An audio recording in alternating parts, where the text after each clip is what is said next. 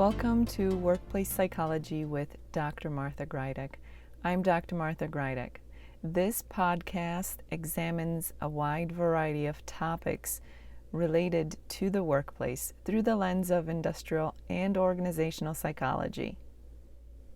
The topics presented here are applicable across a wide variety of jobs and industries. Furthermore, they may also be applicable outside of the workplace. I invite you to examine what is presented here and apply it to your own situation as you see fit best. The topic of burnout is not new. We've been hearing about it for years, even before the pandemic. Some of you may already be familiar with the concept of burnout, whether it's because of your own experience with it or through the experience of someone that you may know, or perhaps you simply read about it or heard about it.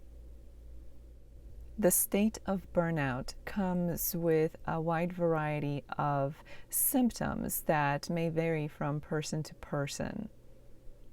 Some of these symptoms may include things like a lack of motivation or feeling defeated or helpless. You may feel more cynical or more negative. For some, burnout may come with increased stress or anxiety. There are also physical symptoms that some people experience when they are in a state of burnout. Those may include things like headaches or digestive issues or aches and pains. And of course, feelings of fatigue or sheer exhaustion have also been associated with burnout. There are some reports that suggest an increase in cases of burnout since the pandemic. Burnout has also been named as a potential contributing factor to what has become known as the Great Resignation. Many of you may have heard this term, the Great Resignation, and this simply refers to an increased number of people leaving their jobs. So when we look at burnout collectively, what is the takeaway here? The takeaway is quite simple. Burnout is real, and burnout is a real problem for everyone. That means individuals, meaning employees, and employers alike. And since burnout is a problem for everyone, that means that everyone is responsible for addressing it properly. How do we address burnout? Well, the answer is twofold. We want to lessen the likelihood of someone reaching the state of burnout. And of course, for those who have already reached that state, we need to focus on getting them out of that state and into a healthier experience. What does that look like? In the simplest terms, for employees, that means proactively engaging in self-care. And for employers, that means promoting a workplace and a workforce where health and self-care are highlighted. So let's start with employees. As individuals, we have to know where we are at the beginning of any kind of journey that we undertake. So you have to know where you are today. Are you healthy? Are you already experiencing a state of burnout, or are you on your way there? In order to have a good base reading, it's important to become more self-aware, more aware of the self, more aware of where we are right now. This means you have to be aware of your feelings, your attitudes, your thought patterns. It's important to be aware of your health. That means physical health, emotional, and psychological health. Knowing your symptoms, being aware of any symptoms is critical. And of course, it's important to be aware and notice changes, whether these are small changes or big changes. What's different with you? your health, your feelings, your thoughts, your attitudes. What has changed over time? Burnout doesn't happen overnight. It kind of sneaks up on you. It builds up. This is why it's so important to get a baseline reading and to understand what changes may have become part of who you are today that were not necessarily part of your reality a month or 6 months or a year ago. It is by establishing this kind of a baseline that you can then determine whether you are in a state of health or a state of burnout, or whether you are heading towards burnout. You have to be proactive. That's the bottom line. It's important to engage in self-care, and that means scheduling self-care if necessary. If we schedule something, we're much more likely to engage, to do it. This means making your health your priority. We're talking about diet, exercise, sleep, and of course, being able to unplug, have fun, and engage in some recreation on a regular basis. Rest, downtime, and relaxation are key. It's important to mind those external influences. That means looking at things or people or situations that may be negative or stressful or toxic to you. Take a look at the people that you spend the most of your time with. Are they good for you, or are they just contributing to your stress level and ultimately a burnout state? And what about media exposure? That can be just as toxic, negative, and stressful as some people can be. So that is another thing that you have to be very mindful of and take control. Be a gatekeeper for yourself, for your own health and well-being. Exposing yourself to media in whatever form that is toxic and negative can be detrimental to your well-being and can definitely contribute to a sense of burnout or a state of burnout. Part of proper self-care means learning how to say no. You can't be everything to everybody, and you can't do everything. So you have to learn to set some boundaries. You have to learn how to say no.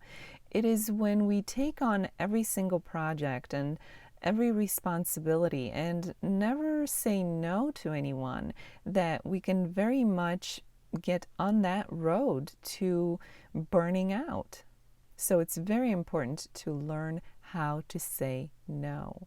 Time management is another critical component of proper self-care and either prevention of burnout or getting out of the state of burnout if you're already there.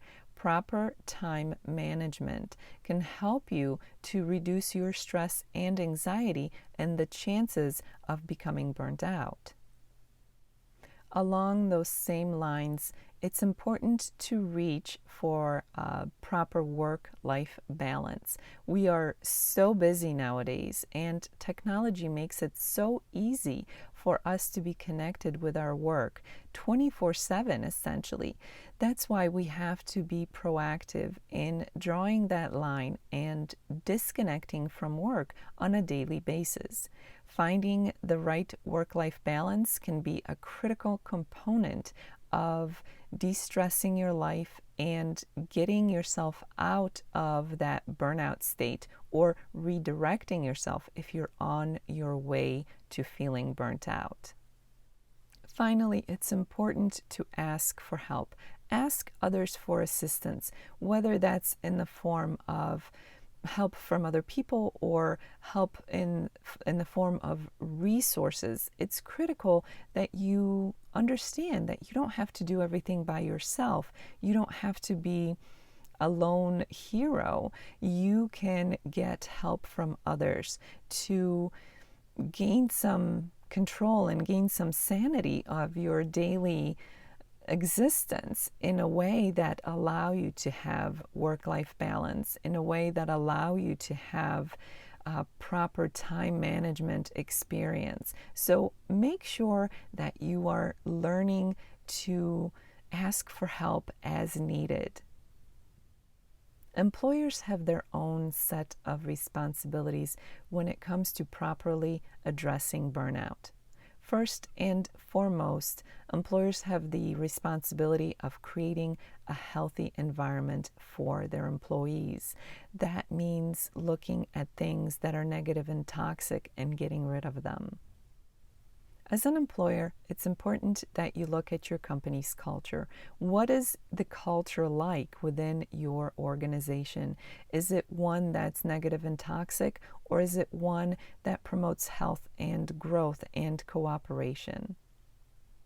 Culture is a critical component of the workplace experience for everybody at the organization. It's important that you as the employer promote health and self-care for your workforce, for your employees. And this means backing it up with actions and resources. It's more than just a poster on a wall or a statement in your employee handbook. Just as it's important for an individual to have a baseline reading, an understanding of where they are at any point in time, where they are today, it's also important for employers to have their finger on the pulse of their organization. And that means at multiple levels, at the organization level, but also at the level of individuals and groups within the organization. Examining things like employee engagement and employee satisfaction can be very helpful in determining where things are in your company. As an employer addressing burnout, it's important that you provide a variety of resources for your employees. Resources could include things like childcare and time off, or flexible schedules, or options to work remotely. Physical health resources could include things like gym memberships or discounts for gym memberships, or maybe gym equipment at the office where employees could work out during their breaks. Many employers offer quiet spaces or quiet rooms where employees could engage in things like meditation. And of course, providing resources for mental health and things like counseling services is key when it comes to proper self-care for your employees. Use employee feedback combined with your own imagination to determine what kind of benefits would be most valuable for your employees. It's easy to see how both employees, individuals, and employers have the responsibility of addressing burnout head-on. And it's also easy to see how doing so will benefit everyone involved. As today's episode comes to an end, let's review. And the review is short and simple. Both individuals and organizations have the responsibility to address burnout at the workplace. Employees must be proactive and engage in self-care. Employers must be proactive in creating a healthy environment that promotes health and self-care for their employees. As the week unfolds, I invite you to consider burnout and ways in which you can address it at the workplace. Take what you learned here today and apply it in a way that works for you and those around you.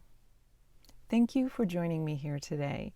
Please subscribe to this podcast. I hope that you will join me again next time. Until then, I wish you joy and well-being.